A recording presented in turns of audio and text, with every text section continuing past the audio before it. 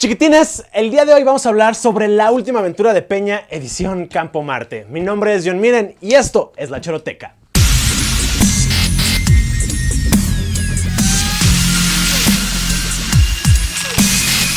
El martes de la semana pasada, nuestro señor presidente y comandante supremo de las Fuerzas Armadas y de nuestro corazón, Una foto aquí rápido. Enrique Peña Nieto se reunió con 32,000 elementos castrenses y sus familiares en un inédito encuentro en Campo Marte. Y seguramente ustedes se están preguntando, ¿para qué? Me encantaría tener la oportunidad de saludar muy de cerca a cada uno de ustedes. Pero el segundo mensaje, les saludo con el mayor afecto a todas las familias aquí reunidas. El segundo mensaje es reconocer y pedirles que transmitan siempre un saludo a sus demás compañeros de armas. O sea, ¿cómo, Peña? Tu primer mensaje es un saludo y tu segundo mensaje es un saludo para que los que saludaste saluden a sus amigos. A ver, ¿qué más querías hacer con este inédito encuentro? Ese era el propósito de este encuentro. Poder compartirles los temas más relevantes y centrales para que puedan ustedes dar justa dimensión a cuánto ha venido, qué cambios hemos impulsado para que México cambie de forma muy positiva. Estamos a poco más de 4 años de que iniciamos esta administración.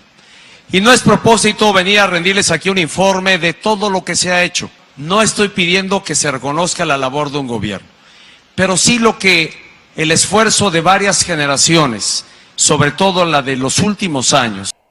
Chiquitines, yo sé que puede parecer un poco contradictorio que Peña diga que no fue a rendir informe momentos antes de ponerse a rendir informe, ¿verdad? Pero no es contradictorio, porque lo que el presidente quiso decir es que no reunió a 32,000 soldados y a sus familias para compartir los logros de su administración, sino para obligarlos a chutarse un spot de mover a México de una pinche hora. Y es que después de pasar más de 20 minutos saludando, y neta, no estoy exagerando, es más, los reto a que vean el discurso completo y cada vez que Peña salude a alguien, se tomen un shot. Señores, muy buenas tardes, oficial, buenas tardes, capitán, buenas tardes, teniente, buenas tardes. Teniente, ¿cómo está? Esposa, muy bien, me da mucho gusto darles. ¿Cuántos tragos más, Peña? Ya, Montse, vas a romper algo ya. ¡Tragos! ¿Qué les estaba diciendo, chiquitines? Ah, sí, que después de su maratón de saludos, Peña hizo exactamente lo que dijo que no iba a hacer y recitó los logros de su administración, que según él son el resultado de 4 ejes. El primero de ellos, la educación. El segundo eje de esta administración ha sido impulsar un México próspero. Y eso significa tener un México que esté creciendo. Un tercer gran objetivo, combatir la desigualdad. Un cuarto elemento central, trabajamos por un México de paz y de tranquilidad. También aprovechó que nadie se podía ir del auditorio para tirarle tierra al peje y criticar a quienes acusan a las Fuerzas Armadas de violar los derechos humanos y cometer masacres. Y ya entrando en gastos, aseguró que el país no está en crisis. Como presidente de la República y comandante supremo de las Fuerzas Armadas, soy el primero en condenar aquellas expresiones que han señalado y condenado a integrantes de nuestras Fuerzas Armadas, que han fustigado a nuestras Fuerzas Armadas, que han calificado que la labor de nuestras Fuerzas Armadas está dedicada a ofender, a lastimar, a faltar a los derechos humanos, a masacrar, como algunos se atrevió a decir. Quienes les digan que vivimos en un país que está en crisis es seguramente lo que pueden tener en sus mentes. O sea, que la crisis solo está en nuestra imaginación. ¿Cómo? You've been living in a dream world, Neo. This is the world as it exists today. ¿En qué carajos te basas para decir que la crisis solo está en nuestra pinche mente?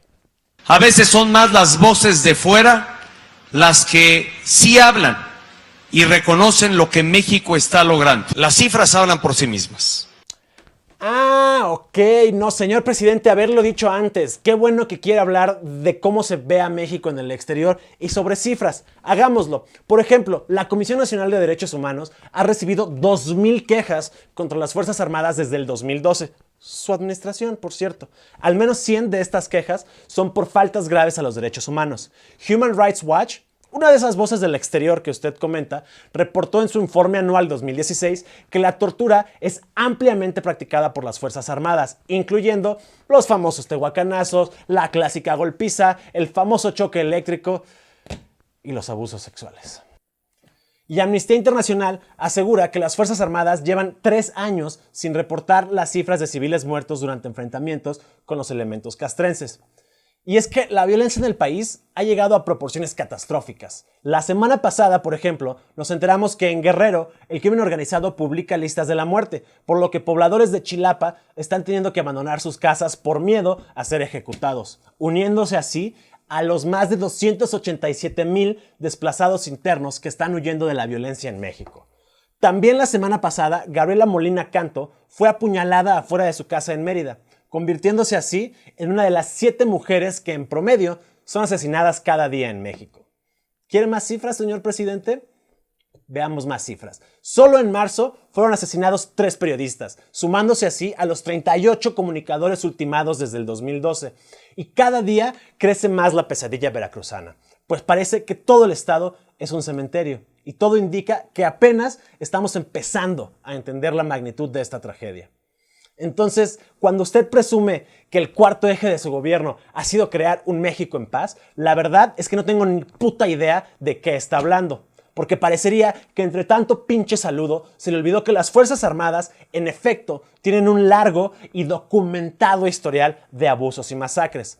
Por ejemplo, en Ostula, Michoacán, donde asesinaron a un niño e hirieron a otros 10 civiles desarmados. O Tlahtaya, donde ejecutaron a 22 combatientes que ya se habían rendido.